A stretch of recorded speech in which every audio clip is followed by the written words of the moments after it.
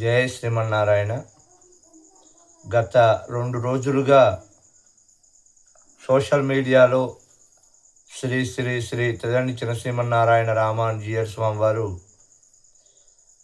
శంకరాచార్యుల వారిని ఏదో దూషించినట్లుగా, వారిని ఏదో అవమానపరిచినట్లుగా చాలా వీడియోలు, చాలా వల్గర్గా ఒక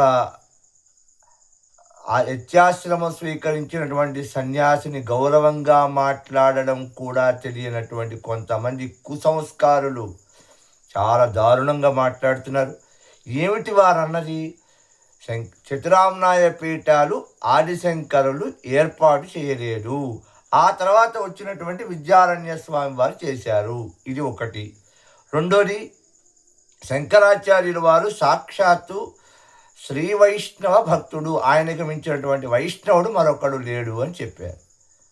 ఏమండి, చిన్నజీయర్ స్వామి వారు చెబితేనేమో వారిని తిడతారా?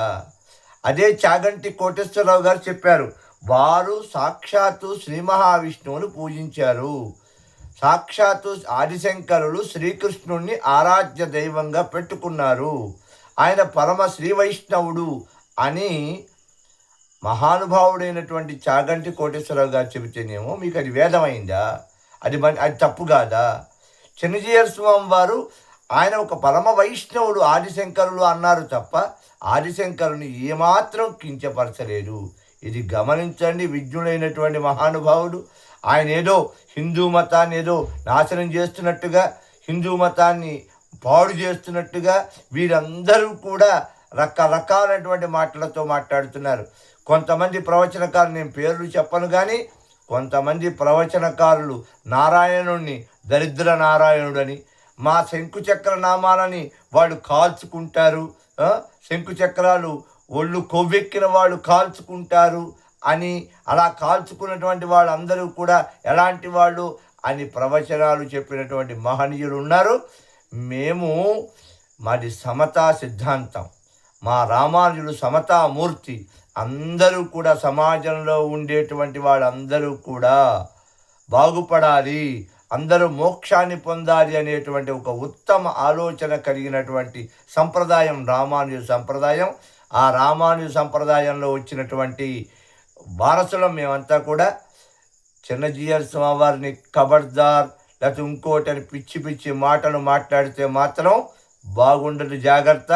ఎవరైనా సరే ఒళ్ళు దగ్గర పెట్టుకొని మాట్లాడవలసినటువంటి అవసరం ఉంది. కాబట్టి రామానుజుని ఎంతమంది మాట్లాడినా, నారాయణుని ఎన్ని మాటలు మాట్లాడినా మాకు కూడా చేతగాక నోరు మూసుకొని కూర్చోలే.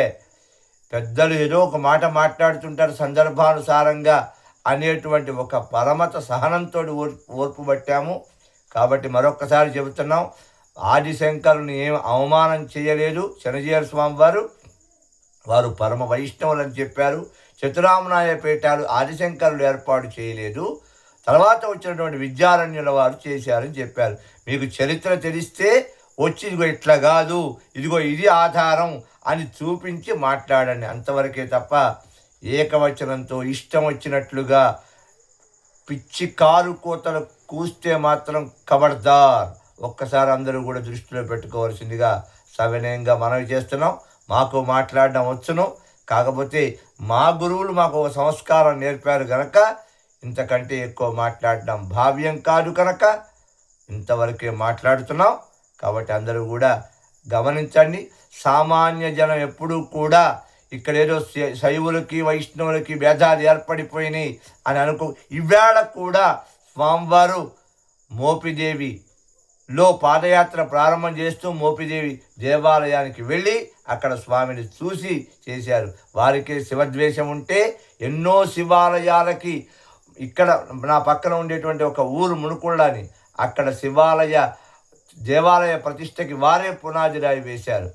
ఇలాంటివి తెలిసి తెలియక మాట్లాడకుండా ఒళ్ళు దగ్గర పెట్టుకోమని సవినయంగా మనవి చేస్తున్నాం.